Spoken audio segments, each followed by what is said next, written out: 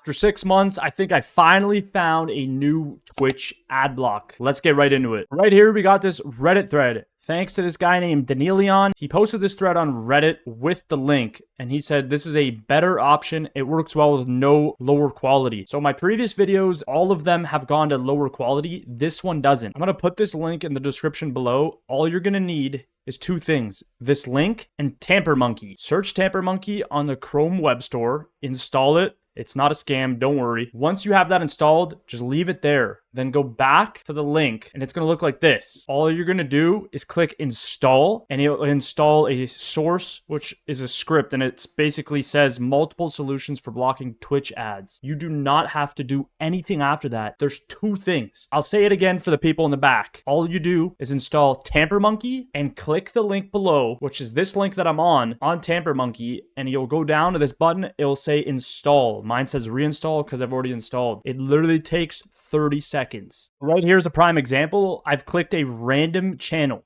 and it says blocking ads on the top. Look at this. No ads are running. It's in 1080p. As for before, it was the opposite. It would say blocking ads and it would go down to 480p or 720p. I'll have all the links below with 2 steps on what you guys need to do. Thanks for watching. Make sure you like and subscribe.